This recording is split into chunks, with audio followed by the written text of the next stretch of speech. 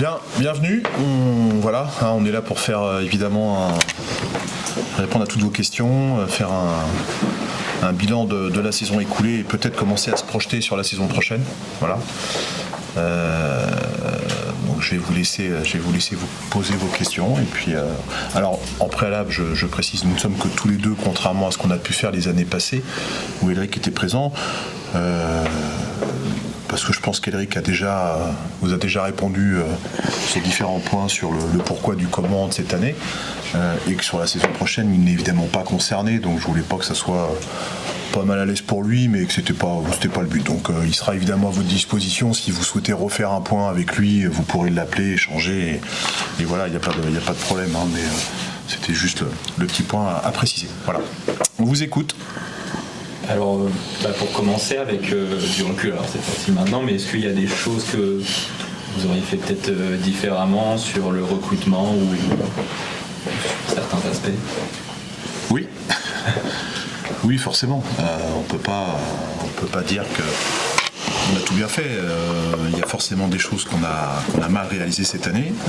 On a fait des erreurs. On a fait des erreurs dans le recrutement. Faut dire les choses telles qu'elles sont. Je crois que c'est pas arrivé souvent ces dernières années. Donc après, il faut être capable de le reconnaître quand c'est le cas. Le problème, c'est qu'il y en a eu, je pense, plusieurs. Voilà, il y en a eu plusieurs qui font que c'est difficile après de rectifier le tir. Moi, ce que je me reproche clairement, là je l'assume et je le prends vraiment pour moi à 100%, c'est que j'aurais dû être capable de dire beaucoup plus tôt dans la saison qu'il fallait changer, et pas dire simplement qu'il fallait changer, mais le faire.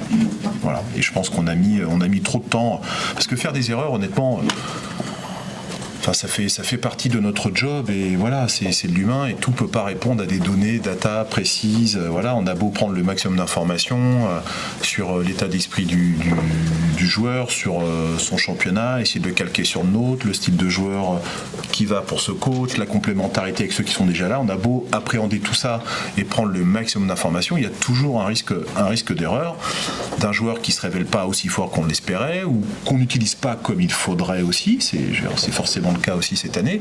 Voilà, donc ça fait partie du truc. Moi, ce qui m'embête cette année, et je répète, je le prends pour moi, je m'en veux, c'est de ne pas avoir réagi plus tôt et d'avoir dit stop à certaines situations pour qu'on puisse changer. Mais à partir du moment où vous avez plusieurs sources, on va dire, qui donnent pas satisfaction, ça devient compliqué sur une saison de changer plusieurs joueurs. Voilà, quand vous faites un joueur, bon, voilà, vous compensez avec les autres, vous pouvez essayer de rectifier le tir, et voilà. Quand il y en a plusieurs, ça devient compliqué. Et c'est pour ça que je pense qu'on a ramé toute la saison. Voilà. Mais j'insiste, cette année, oui, il y a des erreurs, et je pense que vous serez d'accord pour l'admettre que depuis une dizaine d'années, on va dire ça comme ça, globalement, le recrutement n'a pas été un sujet au MSB. Cette année, ça l'est. Voilà. Bah oui, on n'a pas été bon. Je pense qu'on n'a pas été bon, nous. Voilà. Et justement, c'est la pire saison pour vous depuis combien d'années au MSB ? Moi, ça fait 30 ans que je suis au MSB, donc voilà. En tant que président, ça doit faire 15 ou 16 ans, je sais plus. Moi, j'oublie pas l'année 2016-2017. Je pense que tout le monde a oublié, mais elle avait été très difficile.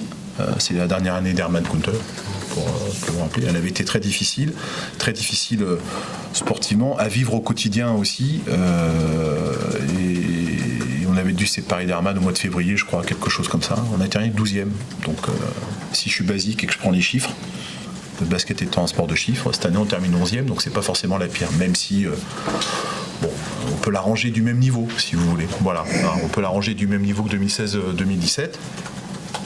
Bon, alors voilà, c'est une année qui est pas réussie, évidemment, qui est pas réussie. Mais pareil, vous venez de le dire, depuis 15 ans ou 30 ans, il n'y en a pas eu beaucoup qui n'ont pas donné satisfaction. Voilà, même si cette année c'est le cas, d'un point de vue purement sportif.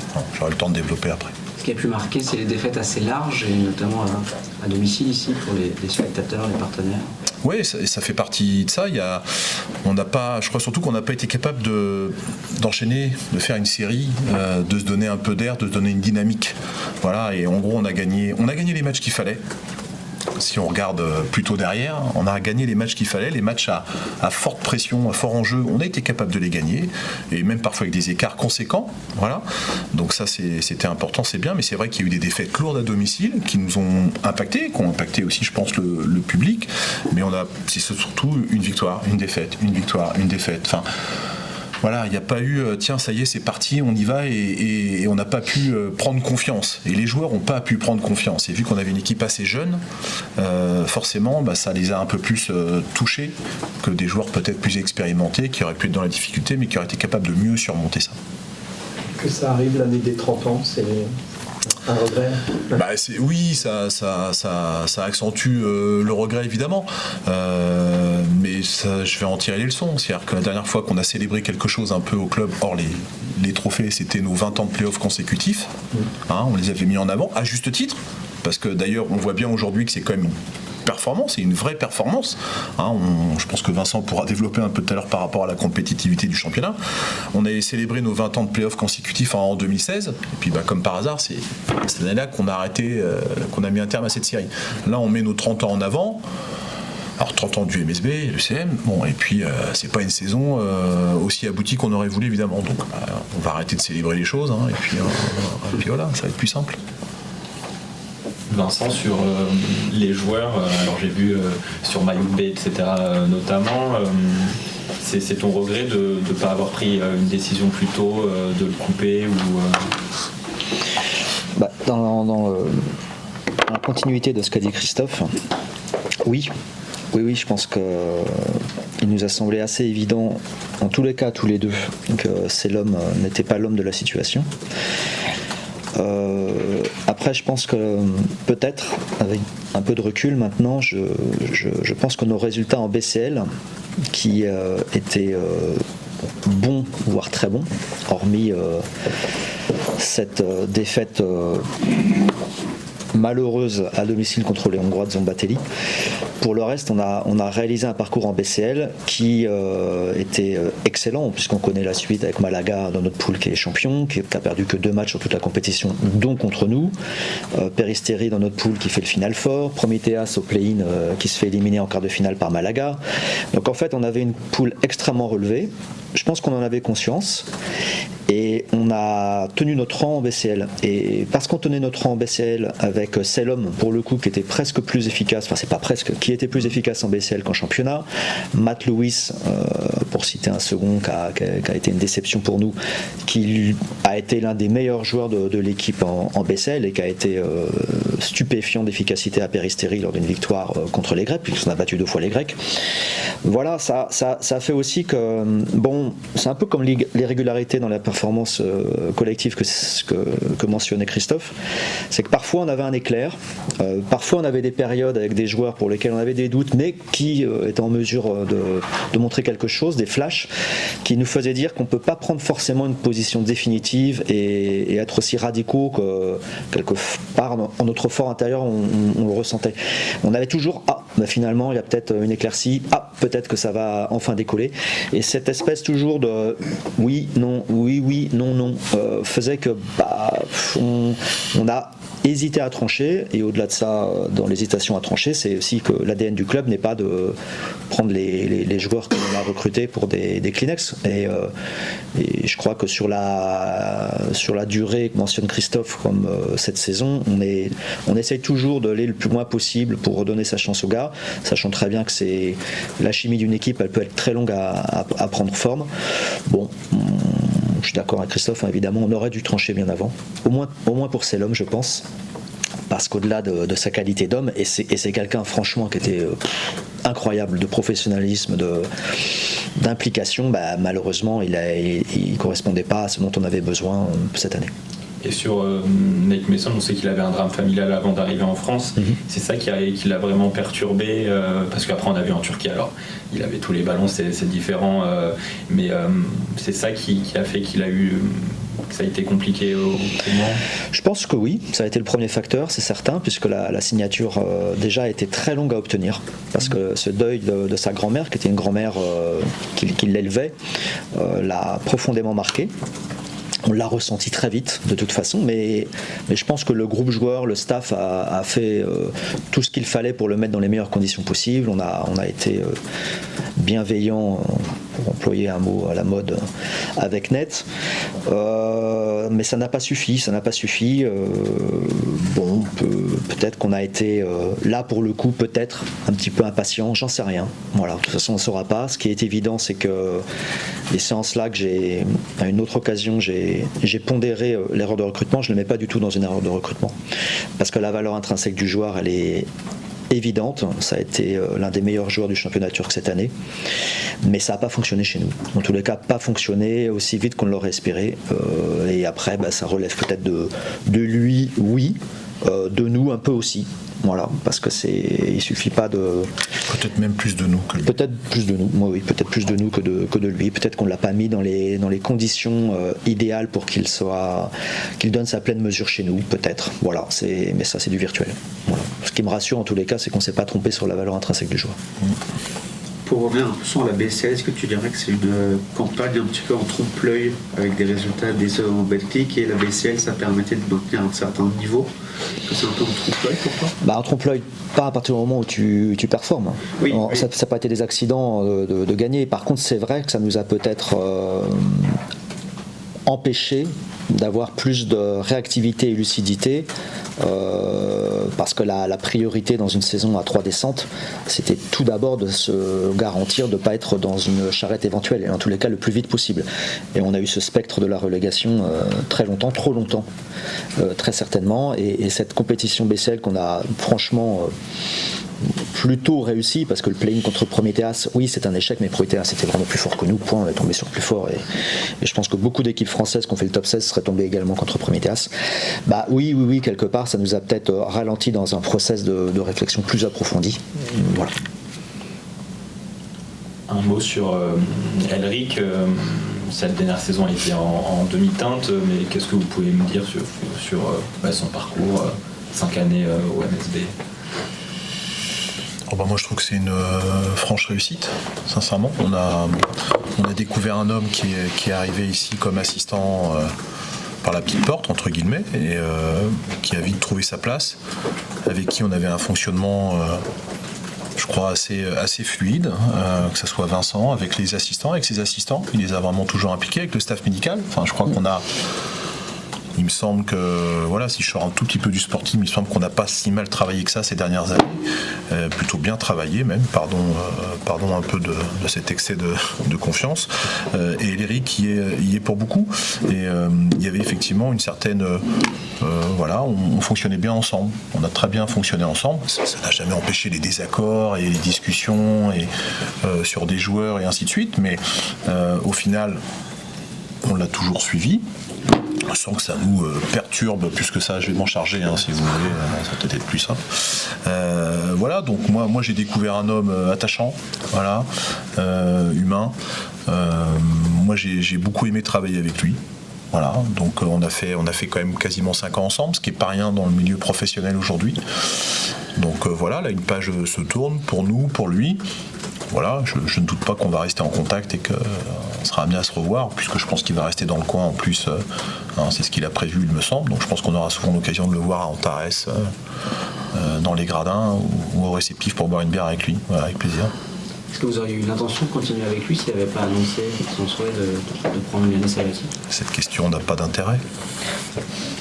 Sauf pour la fiction. Cette question n'a pas d'intérêt, il me semble. Et sur les cas, par exemple, Mayouk B, c'est plus le staff qui voulait le garder, et toi, Vincent, tu étais plus en désaccord, c'est ça ou... Pour corroborer les propos de Christophe, ce qui est d'abord pour moi une évidence, c'est que le passage d'Elric a été un passage réussi, et sportivement, et surtout humainement dans la façon de travailler. C'est l'entraîneur Peut-être influencé parce qu'il a connu J.D. Jackson, le premier entraîneur avec lequel j'ai travaillé.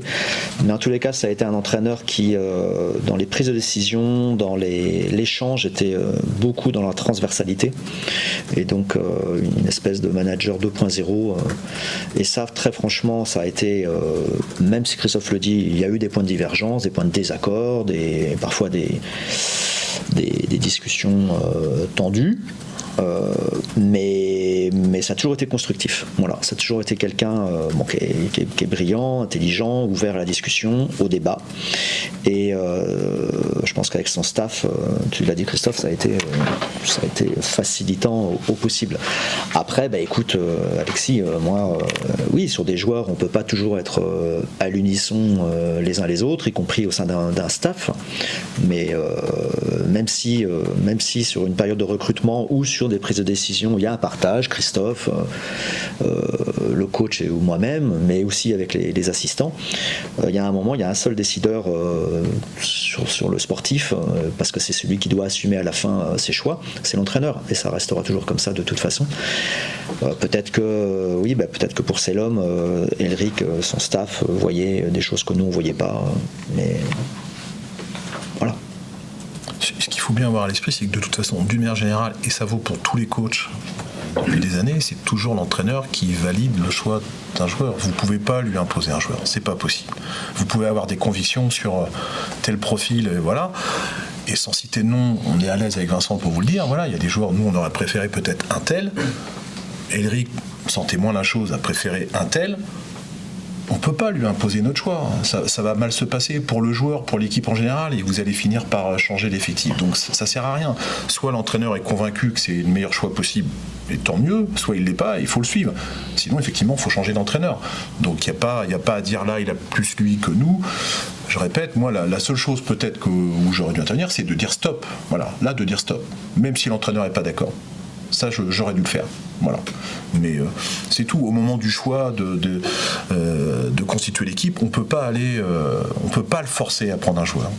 On peut essayer de le convaincre, on peut argumenter, et Vincent essaie, il y a des choses, et ses assistants aussi, parce qu'il y avait un échange permanent avec ses assistants avant de prendre un joueur. Ah, mais ils sont tous comme ça. Enfin, et je trouve ça normal. Je trouve ça normal. Ou alors, vous prenez un coach, vous dites, tiens, toi, tu vas travailler avec un tel, ça te va ? Oui, ok, je viens. Et il fait avec. Mais quand vous recrutez un entraîneur et qu'au final, l'équipe n'est pas encore constituée, il faut forcément travailler avec les gens avec qui il a envie de travailler, dans son style de jeu, dans son style de management. Voilà, ça me semble évident. Donc, c'est pas spécifique à Elric. Je pense que c'est partagé par l'ensemble des entraîneurs. Ouais, puis j'appuierais, c'est que vraiment ça a toujours été globalement un travail d'équipe. Il n'y a pas non plus de choix d'Elric qui s'impose totalement à nous-mêmes avec nous qui mettrions un veto qu'il n'écouterait pas. Ça n'existe pas non plus à l'inverse. Ça, on est capable, oui. Et oui, parce qu'on est capable de dire non. Donc non, c'est vraiment un travail d'équipe. Simplement, la décision finale revient à l'entraîneur et c'est logique. Après, sur les recrutements, ce que je voudrais aussi, si on termine là-dessus, c'est qu'on a eu quelques malheurs malgré tout dans la saison avec des blessures. Et je trouve que il faut quand même les mentionner, que tour à tour, Tyran de la Thibaudière, Dragan Apic et William Howard ont eux réussi à nous permettre de sauver la face et de rétablir une situation qui à un moment était mal embarquée. Et pour le coup, dans un marché qui était à sec, on a eu cette chance d'avoir 3 joueurs très impliqués, très efficaces, et pour lesquels on peut considérer que on a été plutôt vernis d'avoir pu à peu près récupérer une situation mal embarquée. Ça à mettre à votre crédit, parce que c'est aussi le recrutement, ça. De tous, oui. de tout le club, bien sûr.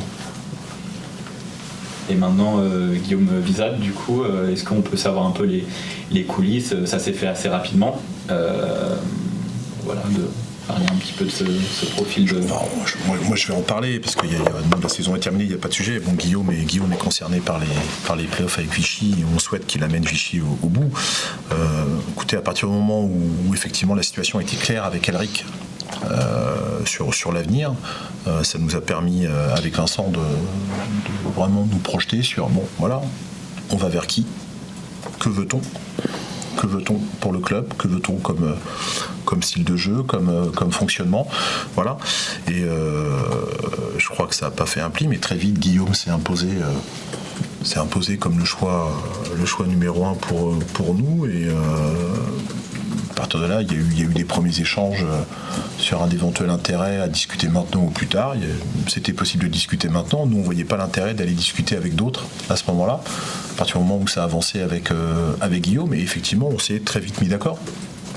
Parce que Vincent a eu de longs entretiens avec lui, j'en ai eu aussi. On a vite senti qu'il était très très intéressé par le projet, malgré la situation sportive du club qui était un peu bancale à ce moment-là. Faut parler clairement. Et il y avait le sujet. Moi, je lui ai clairement posé la question. Mais si le club venait à descendre, parce que c'était encore une hypothèse au moment où on en a parlé, et si Vichy monte, qu'est-ce qui se passe? Qu'est-ce que tu fais?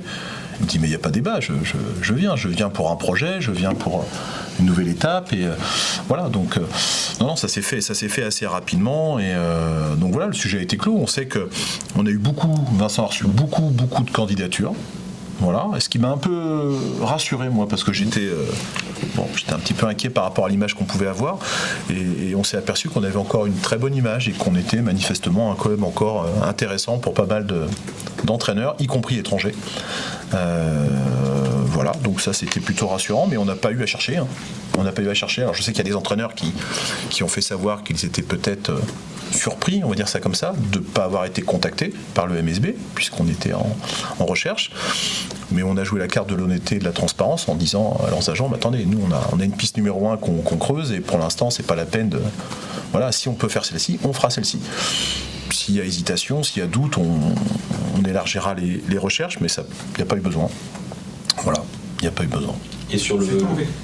Avec quel staff il va composer? Alors oui, on peut vous annoncer qu'il va travailler avec le staff qui est en place aujourd'hui. C'est-à-dire Antoine Mathieu, Romain Zwicky et Jordan Bernard, qui est à la fois sur les espoirs, mais qui participe également activement et qui était très impliqué dans le fonctionnement d'Elric. Les trois ont prolongé. Les trois étaient en fin de contrat, les trois ont prolongé. Et soyons clairs, tout s'est fait avec l'accord, si ce n'est plus, de Guillaume. Voilà.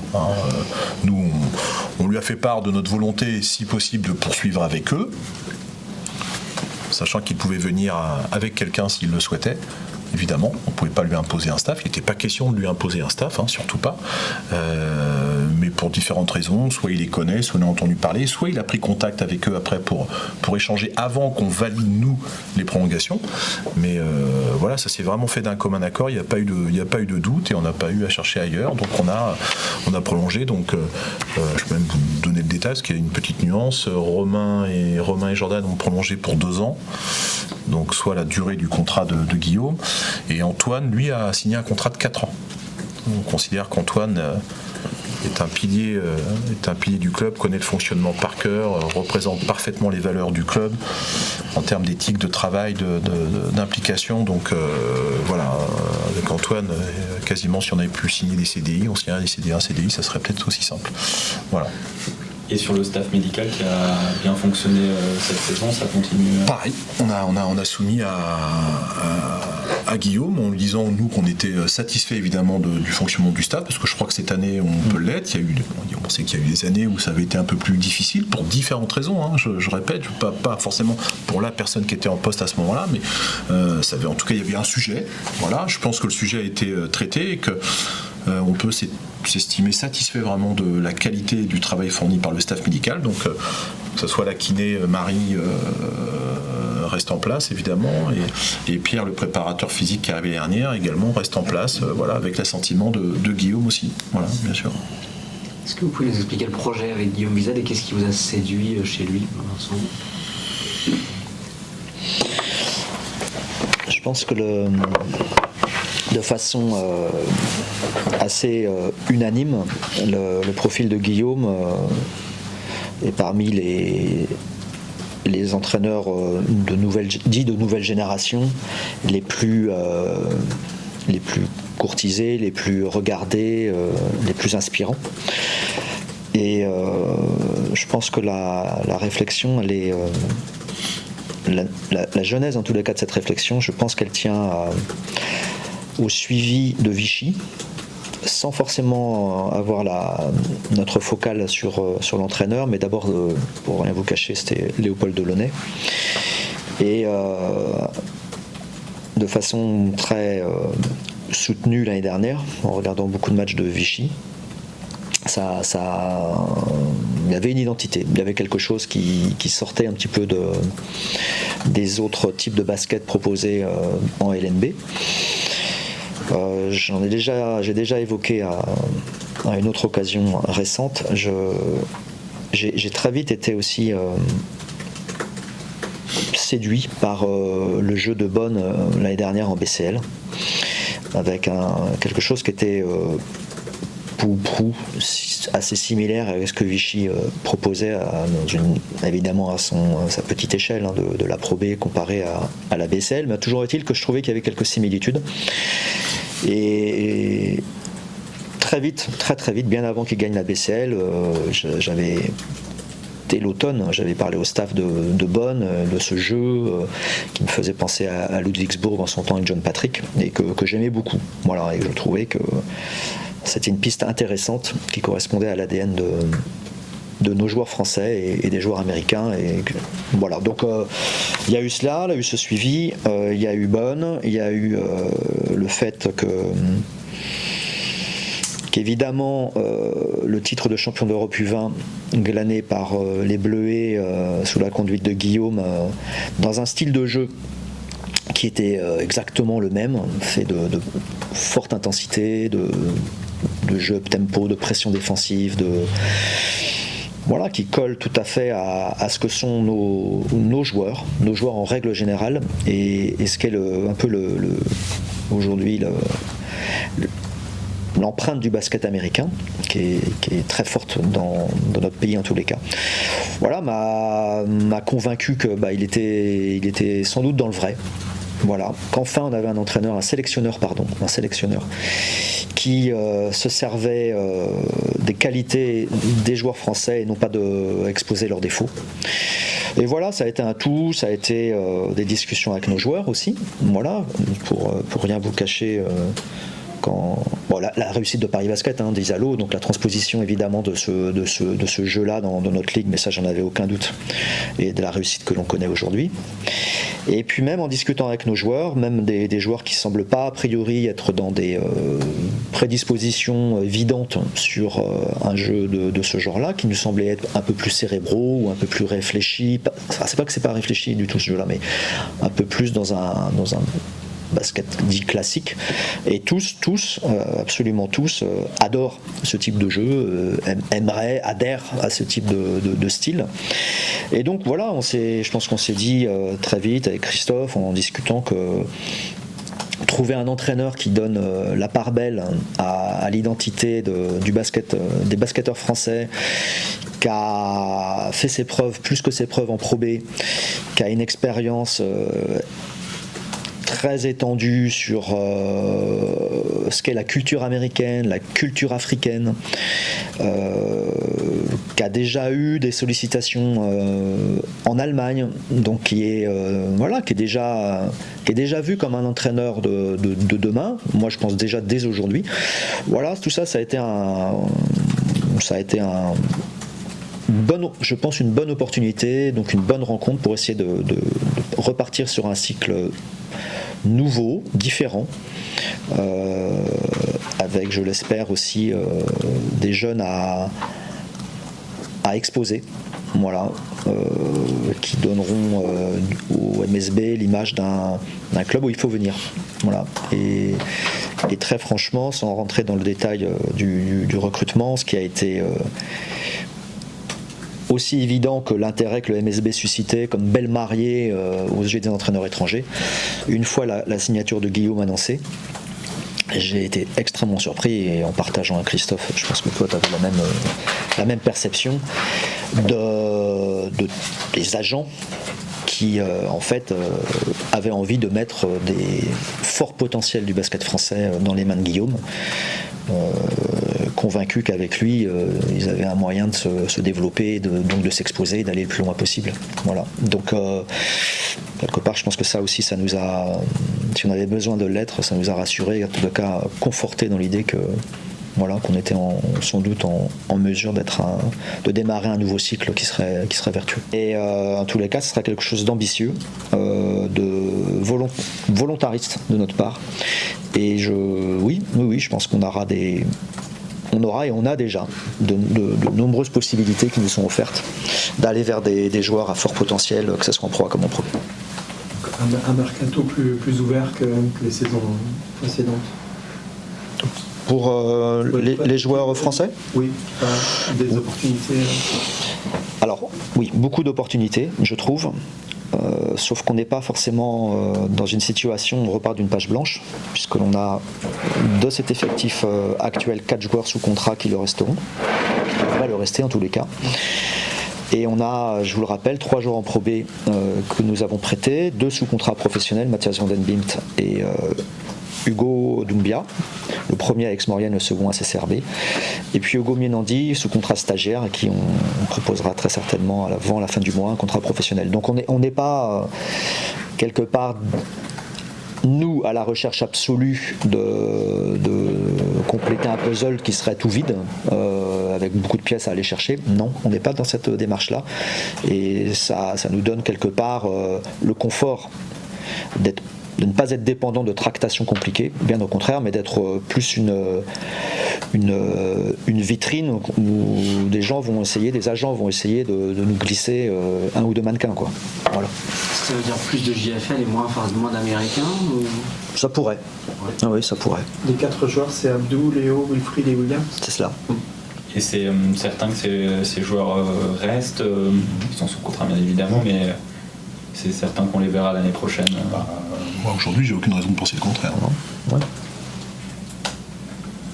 Est-ce que parmi les 2 joueurs prêtés, Godoumbia et Vominandi, on peut s'attendre à en revoir un des 2 ou les 2 au MSV l'année prochaine ? Mathias, oui. Ça lui a déjà été annoncé. Et ça fait partie de ces projets. Là, ça nous fait plaisir parce que c'est un élément Manceau, issu du centre de formation, un joueur extrêmement tardif. Je vous rappelle qu'il a marqué les livres des records dans le championnat espoir, puisque il est de très loin le leader de toute l'histoire de la LNB dans le championnat espoir en contre. On avait prêté cette année Mathias à Aix-Maurienne, une expérience de toute façon évidemment intéressante pour lui, peut-être un petit peu décevante en termes d'exposition et de temps de jeu offert sur la fin de saison, mais en tous les cas Guillaume s'est inscrit sur l'idée pour l'avoir vu aussi, s'est inscrit dans l'idée de finir son développement, en tous les cas d'essayer de le poursuivre, voilà, parce que je pense qu'il est loin d'être fini, de le poursuivre et de lui donner sa chance. Évidemment, charge à lui de la saisir. Et par exemple, Mathias, pour rester sur son cas, Théo, va venir 4 ou 5 jours là, en fin mai, s'entraîner avec le staff, voir le préparateur physique, on va essayer de le préparer, parce qu'il est invité à une présélection avec la Côte d'Ivoire. Voilà. Il est néerlandais, je le rappelle. Et du coup, il a signé contractuellement, c'est comment là avec le MSV ? Il lui reste une année de contrat. Et sous contrat pro. Voilà. Et à court et moyen terme, alors le championnat est dense, ça va passer à 16, il y a aussi, on pourra parler aussi des play-ins, etc. Ça va devenir intéressant jusqu'au bout. Qu'est-ce que peut viser maintenant le MSV, parce qu'on voit de plus en plus des places fortes. Là, on voit le recrutement qui est peut-être jeune et ambitieux. Voilà, où est-ce que le club peut se situer dans cette hiérarchie ? Bon, vous savez que je suis toujours très prudent et on me l'a souvent reproché. Je crois que cette année, en début de saison, j'ai bien fait. Il faudra d'abord penser à assurer une place dans l'élite. Voilà, c'est pas un manque d'ambition, c'est juste une lucidité sur le niveau du championnat. Quand on voit cette année les équipes qui ne disputent pas les playoffs et qui ont pu avoir peur à un moment donné pour elles, donc il faut juste être lucide pour le reconnaître. Il y a des clubs qui ont progressé beaucoup plus vite que nous, Monaco, Villeurbanne, Paris, et on peut mettre peut-être Bourg dans cette catégorie aussi maintenant, même si les écarts de budget sont pas si énormes que ça. En tout cas, on a le sentiment qu'ils ont vraiment pris de l'avance. Après, il faut rester ambitieux. Moi, paradoxalement, le championnat de cette année me rend ambitieux pour l'avenir. Je vois que 5e c'est Nanterre, je vois que 6e c'est Saint-Quentin, je vois 7e Cholet, je vois 8e Le Portel. Avec tout le respect que je leur dois, et je les félicite pour leur saison parce qu'ils ont mérité de faire les playoffs, il n'y a pas de débat, il n'y a pas d'ambiguïté, je ne vois pas pourquoi nous on ne serait pas à cette place-là l'année prochaine. Voilà. En tout cas, on va faire partie des clubs qui vont lutter pour ça, comme Strasbourg, je n'en doute pas une seconde, comme Limoges, je n'en doute pas une seconde, enfin, si, je peux en douter d'ailleurs, enfin, c'est pas moi qui en doute, hein, c'est peut-être d'autres instances, mais Dijon, Strasbourg, Gravelines, qui a toujours beaucoup de moyens, et alors, on sait qu'ils ont eu plein de malheurs, enfin, ils ont eu un malheur avec leur salle, mais ils ont souvent des moyens financiers importants. Bon, la lutte va être terrible. Mais on doit avoir cette ambition-là. Enfin, je ferai comme toujours les choses dans l'ordre. D'abord assurer notre place, et c'est le plus important pour pouvoir travailler sur la durée, évidemment. Mais après, il faudra nourrir cette ambition. Et c'est l'ambition qu'on avait aussi cette année, c'était de disputer les playoffs, évidemment. Voilà, c'est celle de championnat. On est frustré de ne pas y être. Bon, voilà. Donc il faut continuer à travailler pour ça. Il faut effectivement, l'arrivée de Guillaume vient aussi avec la volonté peut-être de mettre un peu plus en avant nos jeunes et de développer des jeunes. Et voilà, ça va de soi. Et puis de retrouver un autre basket, tout simplement, celui d'Elric était, je pense, très agréable à suivre pour les spectateurs et les supporters. Voilà. Bon, là, ça va être différent, mais je pense que ça va être très excitant pour tout le monde. Voilà. Est-ce qu'il y a un billet pour l'Europe qui est envisageable ? Non, alors je lis des trucs à droite à gauche, je vous le dis gentiment, je suis exaspéré par certains clubs qui continuent de penser qu'une 9e place ou une 10e place pourrait donner une Coupe d'Europe. Non. La Ligue a voté un règlement très clair. Pour faire une Coupe d'Europe, il faut disputer les playoffs, terminer dans les 8. Point. Après, on a appris là, je ne sais pas d'où c'est sorti, mais bon, que le vainqueur de la Coupe de France pourrait disputer également une Coupe d'Europe, donc la FIBA Europe Cup, si je ne me trompe pas, sous réserve de terminer dans les 12. Honnêtement, je ne sais pas d'où ça sort. Ça ne sort pas de la Ligue. Donc je vous laisse deviner d'où ça sort, mais ça sort pas de la Ligue nationale de basket. Donc la Ligue a le dos large sur plein de choses, sur plein de décisions, sur plein de règlements, mais je pense qu'il faut s'interroger sur le pourquoi du comment. Donc après, honnêtement, que Dijon fasse une FIBA Europe Cup, ça me choque pas. Ils ont gagné la Coupe de France, pourquoi pas. Mais il y a d'autres clubs qui ont terminé 9e, 10e et qui espèrent pouvoir disputer une Coupe d'Europe. Je ne vois pas à quel titre. Voilà. Si ce n'est embrouiller les uns et les autres, peut-être leurs partenaires pour prolonger les contrats de sponsoring, peut-être pour attirer des joueurs, je ne sais pas. Mais non. Enfin, voilà. Et je n'aspire pas, moi, à disputer une Coupe d'Europe. On ne le mérite pas, le règlement est très clair, point, terminé. Et cette année, on ne fera pas de Coupe d'Europe.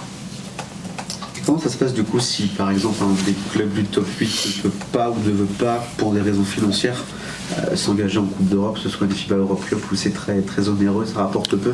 Comment ça se passe, le 9e, il y a le droit ou... Logiquement, non. Donc ça veut dire que la France perdrait une place en Coupe d'Europe. Potentiellement, mais 8, cette année on en avait quoi ? On en avait 2 en Euroleague, 2 en Eurocoupe. En BCL, on en a eu 4 au final, parce qu'il y a eu des tours préliminaires qui ont été validés. Bon, voilà. En BCL, combien de places il y aura l'année prochaine ? Je sais pas, moi. Je sais pas. Il y aura sûrement pas que les clubs français en BCL l'année prochaine. Voilà. Et après, honnêtement, je trouve que ce règlement de dire vous ne faites pas les playoffs, vous ne pouvez pas faire de Coupe d'Europe, je trouve ça juste. On réclame toujours de la lisibilité. Après, on est toujours en première ligne pour se faire tailler, mais c'est n'importe quoi. Un tel, il fait ça, il a terminé 12e, il fait une Coupe d'Europe. Les gens ne comprennent pas. Pour une fois qu'il y a un règlement qui est clair, vous voudriez quasiment qu'on puisse, je dirais, le détourner pour... Non, voilà, je crois que c'est bien d'arrêter ça. Si une année, on doit perdre une place parce qu'il y a un club qui ne veut pas y aller, je vois pas lequel. Enfin, je sais pas, peut-être des infos que je sais pas, je sais pas. Je pense que si on regarde les clubs qui pourraient peut-être être surpris pour une place en Coupe d'Europe, que ce soit, parlons clairement de Saint-Quentin ou Le Portel, les autres, je pense qu'ils sont très très heureux d'y retourner, ils l'ont déjà déclaré. Je pense que Saint-Quentin va tout faire pour y aller et est heureux, et Le Portel aussi. Après effectivement, la Coupe d'Europe, on n'est pas en foot, Coupe d'Europe, ça ne coûte pas d'argent. Nous, ça ne nous a pas coûté d'argent, clairement, cette année, mais ça n'en rapporte pas non plus. Voilà, c'est autre chose. C'est de l'image, c'est de la valorisation auprès des partenaires, des collectivités. Ça peut favoriser, on le sait, le recrutement. Bon, voilà, ça peut donner un accélérateur au club pour se structurer, pour avancer, mais financièrement parlant, il ne faut pas attendre des retombées, y compris en Euroleague. Je crois que David Kahn l'a suffisamment exprimé à juste titre. Pourquoi il hésite, je ne sais pas ce qu'il va faire, ou il hésitait, j'en sais rien. Le modèle économique de l'Euroleague aujourd'hui n'est pas rentable. N'est pas rentable du tout. N'oubliez pas que c'est quand même un Américain qui vient de la NBA et qui est plutôt habitué à générer des profits. Voilà, donc c'est très bien. Et pourquoi il hésite ? Parce qu'il sait qu'il va perdre de l'argent en Euroleague. Et je pense qu'en Eurocoupe, vous en perdez aussi. Vu le modèle économique, vu le modèle de compétition, vous perdez de l'argent, il me semble. Voilà. Et justement, quand on parle des instances, quelle est la position du MSB par rapport au play-in et possiblement ce tournoi à 8, pas cette année, mais l'année prochaine, possiblement sur les 8 européens qui disputeraient une sorte de compétition bis? Les 8 non-européens. Oui. Pardon. Alors moi, j'y suis favorable. On va essayer de faire court, mais on revient à la genèse du passage de 18 à 16. Je ne veux pas remettre le sujet sur le tapis parce que voilà, c'est très clair, on va rester à 16. En tout cas, pour le moment, ça a été voté, on va s'y tenir. C'est une hérésie absolue. Nos modèles économiques en France font que, je ne parle pas que du MSB, qu'on fonctionne beaucoup grâce à l'hospitalité, aux recettes jours de match. Vous diminuez le nombre de matchs, là, pour le coup, on est impacté. On n'a toujours pas de droit télé et on n'en aura jamais. Voilà, moi, si à un moment donné, j'ai pu être pour le passage à 16, une restriction de l'élite il y a quelques années, c'était avant Covid, je l'assume, j'y étais favorable, c'est parce que je pensais qu'en réduisant l'élite, avec moins de matchs, d'une meilleure qualité, avec les meilleurs JFL dans les mêmes équipes, on allait pouvoir générer un meilleur produit qui peut-être pourrait se vendre et serait mieux exposé. Bon, je crois que j'ai définitivement compris, peut-être tardivement, j'entends que ça ne sera jamais le cas. Donc dans ces cas-là, il faut accepter de dire qu'on s'est trompé et rester à 18, c'était une évidence. On a moins de matchs, on a des salles qui sont ouvertes toute l'année, on a des contrats sur 12 mois, on a des partenaires qui sont frustrés de ne pas pouvoir inviter leurs clients en semaine, parce que le week-end c'est pas la même chose. Donc aujourd'hui on nous impose de jouer les week-ends uniquement. Donc pour répondre à ta question, de dire on est 16, vous savez pourquoi on est 16, puisque M. Suital l'a imposé clairement. J'espère qu'à terme, soit on va repasser à 18, à terme, pas tout de suite, on repassera à 18, et puis si c'est pas le cas, qu'on puisse effectivement générer une compétition entre les 8 clubs non européens. En plus, ça a le mérite d'être très clair. Vous les faites jouer. Je crois que l'idée à la base, elle est de Julien Monclar de Blois. Faut le rappeler, mais j'y souscris totalement. Vous faites une compétition, 2 poules de 4, ça vous fait 3 matchs à domicile sur une période octobre, novembre, décembre, janvier. La même chose que la BCL. Alors effectivement, au lieu de recevoir Malaga, Peristeri, Zombatelli, vous allez recevoir, si je prends cette année, je ne sais pas, vous recevez Gravelines, Strasbourg et Dijon. Très bien. Je vais peut-être pas remplir ma salle. Mais par contre, au niveau de mes hospitalités, je vais remplir. Donc j'y étais favorable, ça n'a pas été voté. En tout cas, c'est peut-être repoussé à dans un an, je pense. Moi, j'aurais voulu que ça soit en place dès la saison prochaine. Ça ne sera pas le cas. Donc ça n'a pas été à l'ordre du jour du comité? Non, le bureau de la Ligue n'a pas souhaité le mettre à l'ordre du jour du comité directeur. Donc, on n'a pas pu voter là-dessus. Et donc, ça ne sera pas possible de le mettre en œuvre pour la rentrée prochaine. Voilà. Mais je ne désespère pas, avec d'autres, de convaincre les gens du bureau qu'il faille le mettre à l'ordre du jour, à terme. Et du coup, pour revenir à ma question sur les play-in, quel regard vous portez? Les play-in, honnêtement, je trouve ça positif. Voilà, ça va impliquer plus de clubs plus longtemps, quoi qu'il arrive. Donc voilà, ça j'y suis favorable. Le point qui me chagrine, pour ne pas dire autre chose, terriblement, et je ne comprends pas, mais même avec le recul, je ne comprends pas comment c'est possible. C'est pourquoi, à partir de la saison prochaine, le 15e de Betclic Elite va se retrouver en poste 5, pour parler clairement, en tête de série numéro 5, pour que ça soit un peu plus clair pour tout le monde, en tête de série numéro 5, des barrages avec la Pro B. C'est une hérésie absolue. parce qu'il faut rappeler qu'à la base, quand on a malheureusement accepté ou qu'on nous a contraint d'accepter de passer de 18 à 16, il devait y avoir qu'une seule descente et une seule montée. La concession qui a été faite au club de Pro B à ce moment-là, ça a été de dire ok, bon, on finit par concéder quelque chose, le 15e fera des barrages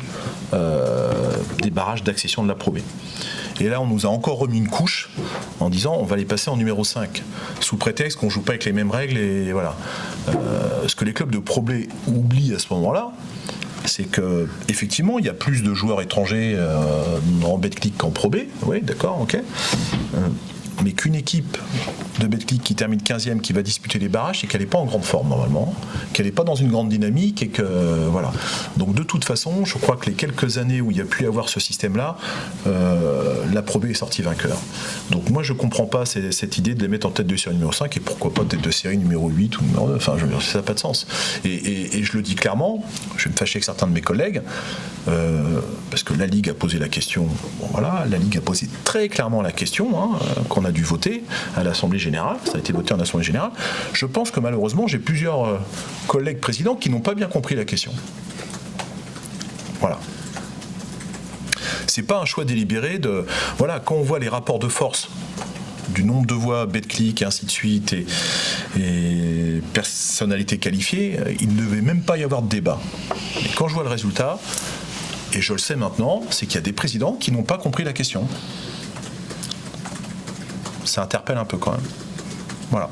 Ça aurait été un choix délibéré, bah ok, c'est la démocratie, ils préfèrent ça, j'entends, on a le droit de pas être d'accord, et je dis pas que j'ai raison contre tout le monde, loin de là. Mais là, pour le coup, c'est parce que certains n'ont pas compris. Donc j'en suis malade. Sincèrement, j'en suis malade. Voilà, je trouve ça délirant. Mais c'est voté, donc on va l'appliquer. Pour finir peut-être sur la parenthèse un peu basket français, quel regard le MSB porte sur la première saison avec le diffuseur Squeak? Alors, moi déjà, je vais saluer le travail de Philippe Osser et de Fabrice Jouot notamment. Je pense vraiment qu'ils font du bon boulot.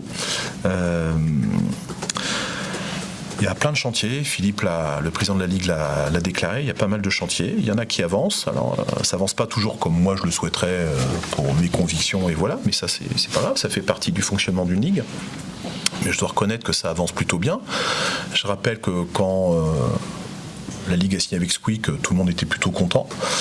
Squeak était partenaire de l'Euroleague, partenaire de Monaco, il n'y avait pas de raison de s'inquiéter. Après, effectivement, il y a quelques points qui interpellaient un petit peu. Tout le monde a été, je crois, très satisfait de la prestation fournie par Squeak et la chaîne L'équipe, évidemment, ces derniers mois. Bon, enfin, sauf justement peut-être, évidemment, les 2 derniers mois. Maintenant, je ne sais pas comment on va se sortir de cette situation. Squeak ne veut pas lâcher le basket français. Squeak veut poursuivre, mais Squeak n'a plus la trésorerie, ou Fedcom, plus exactement. Fedcom n'a plus la trésorerie, en tout cas n'a pas la trésorerie disponible pour faire face à ses obligations. Donc à un moment donné, vous pouvez être patient, vous pouvez comprendre. Bon, mais je ne vois pas bien comment on va s'en sortir. Donc l'équipe a rompu le contrat, évidemment. La chaîne L'équipe souhaite poursuivre la diffusion du match du dimanche, ce qui est très important. Ils sont très contents des audiences, de l'image. Nous, la Ligue, on souhaite évidemment poursuivre cette diffusion-là. Après, honnêtement, je ne peux pas te répondre. Je ne sais pas ce qui va se passer avec Squeak. Je ne sais pas aujourd'hui ce qui va se passer. Moi, comme ça, brutalement, je pourrais dire, je ne vois pas comment ça pourrait s'arranger dans les mois à venir. On sait tous que ces problèmes de trésorerie viennent du conflit en Ukraine. Bon, et je ne suis pas un spécialiste en géopolitique, mais je ne vois pas pourquoi malheureusement ce conflit ne s'arrêterait pas rapidement. Donc pourquoi ces problèmes de trésorerie pourraient s'arranger dans les mois à venir, je ne sais pas, je ne saisis pas. Donc ça fait l'objet de discussions entre la Ligue, les représentants de Fedcom, voilà. Je reviens sur le recrutement. L'arrivée de Ultra Buchanan, ça illustre le fait justement que le Mans sur ce marché a pu être attractif et c'est une bonne pioche parce qu'il avait d'autres sollicitations.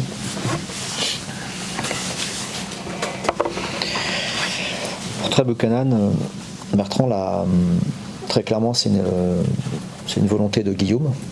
Et il n'y a pas meilleur que lui au sein du MSB pour juger de la performance et de la capacité de ce joueur à transposer ce qu'il a fait en Pro B en Betclic. C'est un joueur que Guillaume suivait déjà l'été dernier pour remplacer Trey Boyd. Donc il sait vraiment où il met les pieds avec Trey. Bien évidemment, quand on obtient l'accord de Trey Buchanan, on ne sait pas qu'il va être élu MVP de Pro B, même si on le soupçonne. C'est un joueur qui est encore jeune, qui a encore beaucoup de marge de progression, très certainement, qui est un joueur qui a montré qu'il était ambitieux, affamé, désireux d'aller le plus haut possible et même plus haut que la seule Betclic. Donc oui, je pense que ça s'inscrit dans l'idée que Guillaume veut être entouré de joueurs qui ont faim, qui veulent avancer et qui ont des choses à prouver. Voilà. Donc je pense que c'est à l'image de ce qu'on va essayer de mettre en place. Et ce choix précoce, quelque part, ça a aussi été un choix du joueur et de son agence. Le joueur avait besoin d'être rassuré, je pense, parce qu'il ambitionnait vraiment d'aller dans une ligue plus forte que la Pro B. Et le format aujourd'hui de la Pro B, avec ces playoffs qui peuvent se terminer mi-juin, lui faisait craindre de passer à côté d'opportunités qui se présentaient à lui. Et il y en a eu d'autres que le MSB. Et évidemment, s'il a vu la garantie absolue que le premier de Pro B en saison régulière montait en Pro A, je pense qu'on n'avait aucune chance. Il restait à La Rochelle, il s'y plaît et il s'y inscrit totalement. Et d'ailleurs, je pense qu'il a la volonté de montrer à tout le monde dorénavant qu'ils vont être champions de Pro B. Mais ce petit doute-là sur où jouerait La Rochelle l'année prochaine et un marché qui était déjà en train de se manifester sur des recrutements, des intérêts de clubs français et étrangers, parce qu'il y a eu d'autres clubs français que le MSB, mais il y a eu aussi des clubs étrangers, lui a fait dire qu'il fallait pas trop jouer à ça, pas traîner, et il vaut tenir que courir pour lui en tous les cas. Donc le timing nous a été un petit peu imposé, très franchement. Je crois pas qu'on était forcément désireux, prêt à s'engager de suite sur le recrutement d'un joueur étranger, mais l'occasion fait le larron, quoi. Donc voilà, et Guillaume a vraiment lui appuyé, il voulait vraiment y aller. Et évidemment on a suivi la QV, hein. Donc on l'a vu à l'œuvre nous aussi, et on s'est pas posé 36 questions. J'ajouterais juste qu'en plus du timing qui nous a été imposé, moi je préciserais le timing de la communication également. C'est pas de notre fait, hein. Enfin, nous on veut bien, on a bien voulu, il n'y a pas de problème, hein. Mais on comprenait que le joueur avait une compétition encore à jouer, donc nous on n'était pas spécialement demandeurs de communiquer maintenant. Voilà. C'est de l'autre côté que ça s'est passé. Voilà. Pour, je crois, ne pas polluer, justement, contrairement à ce que certains peuvent imaginer, ne pas polluer la fin de saison avec des rumeurs dans tous les sens. Voilà, c'est clair, il quitte La Rochelle, il vient au Mans, point, on l'annonce, il peut se concentrer sur les playoffs. Donc c'est pas le MSB qui a souhaité communiquer sur l'arrivée de Trey Buchanan, c'est tout. On parlait tout à l'heure notamment de Apitch qui a été très satisfaisant à la fin de saison. On sait que le poste de pivot, le marché peut être compliqué. Est-ce que c'est un joueur qui peut vous intéresser? Alors c'est sûr que ça dépendra aussi de la vision de Guillaume, mais... Ça dépend essentiellement, surtout et presque uniquement de la vision de Guillaume. En fait, le profil de l'intérieur qui sera complémentaire de Wilfried et Mathias, pour Guillaume, doit être en capacité de jouer sur les deux postes, 4-5. Et Dragan n'a pas ce profil-là, on le lui a expliqué, il le comprend. Bien évidemment, il a, je crois, adoré son expérience au MSB, que bien évidemment, si on lui avait fait une offre, je pense qu'il l'aurait saisi, parce qu'il s'y est vraiment plu. Mais non, c'est pas le profil que nous allons rechercher. On sera sur un autre type de joueur. Voilà. Mais franchement, on aurait eu un autre type de pivot à la place de Wilfried. Peut-être que la vision de Guillaume aurait été tout autre et on y serait allé, hein. Mais voilà, c'est un puzzle, c'est un équilibre d'équipe qu'on essaye de trouver avec je le répète, un autre entraîneur qu'Elric, donc une autre vision aussi du basket qu'Elric. Et ça correspond pas à ses recherches, ses besoins. Et sur William Howard, on sait que il a un talent qui peut aller plus haut, mais le MSB lui a fait confiance. Il est encore en phase de reprise. Est-ce que vous allez essayer de lui proposer quelque chose, même si ça va être compliqué? Non. Ça a été une super expérience. On a découvert au-delà du basketteur, parce que là on n'a pas découvert un super mec. Franchement, c'est incroyable et je vais même vous dire, je m'en veux parce que j'avais pas l'image, forcément cette image-là de William. Et je me suis, franchement, je suis content de m'être trompé parce que ça a été un super passage de sa part, humainement parlant, au-delà du sportif. Mais non, William, c'est un joueur hors catégorie pour l'MSB. C'est un joueur qui doit absolument retrouver une Coupe d'Europe, le plus haut niveau, qui doit aller, qui aura de toute façon des sollicitations à l'étranger. Et qui aujourd'hui doit absolument capitaliser les 2 années qu'il a pu perdre. Voilà, donc on n'est plus, ou pas encore redevenu un club qui aujourd'hui est en mesure de lui proposer ce qu'il attend, tout simplement. Et ça se passe bien, parce que là, à votre arrivée, je pense que si vous ne l'avez pas vu, il était en train de discuter avec le staff comme ça, de façon informelle, pour un petit bilan, lui, de son passage. Et voilà, c'est quelqu'un qui a été très impliqué, qui aura laissé une belle empreinte sur son court passage. Et sur Devante, c'était le meilleur joueur cette saison. Je pose la même question, même si je suppose qu'il va partir, mais voilà, qu'est-ce que... Pareil. Que vous allez au moins essayer de proposer? Non, parce que c'est des discussions qu'on a de façon assez informelle, un peu avec nos joueurs, avec leurs agents. On connaît leurs ambitions. Et effectivement, DJ il fait partie de ces joueurs qui ont pleinement réussi leur passage au MSB et qui ont vocation à trouver des challenges plus relevés, voilà, et donc des rémunérations qui sont sans commune mesure avec ce qu'on pourrait lui proposer. Donc je pense que et on lui souhaite à DJ d'atterrir dans un club ambitieux pour aller le plus loin possible. DJ, il espère toujours aller un jour en NBA. Tout ça, c'est discutable, mais en tous les cas, il espère. Et son nouvel agent, c'est une nouvelle agence, puisqu'il a changé très récemment, va tout faire pour d'abord l'exposer en Europe, sur des coupes européennes. Et c'est la raison d'ailleurs pour laquelle il avait aussi signé au MSB, parce qu'il y avait la BCL. Et continuer de s'exposer face aux meilleures équipes du continent pour un jour, peut-être, qui sait, aller en NBA. Son rêve le plus cher. Pour résumer un petit peu, comment est-ce que le MSB peut retrouver un petit peu une culture de la game, 2 années sans playoff, et là, si je dis Ouest-France... Non, pas 2 années sans playoff, pardon. Dernière, on a Non, pardon. C'est la 2e fois en 3 ans que le MSB a fait playoff. Quelle catastrophe!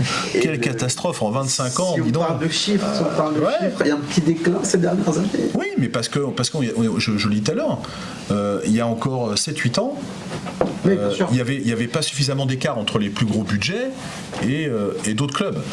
Je vais rappeler qu'on est encore le dernier club champion de France hors Asvel et Monaco. Oui. Mais alors, comment est-ce que le MSB peut se renouveler? Se renouveler, ça peut peut-être passer par un autre style de jeu, voilà, évidemment, ça, ce qui a été posé.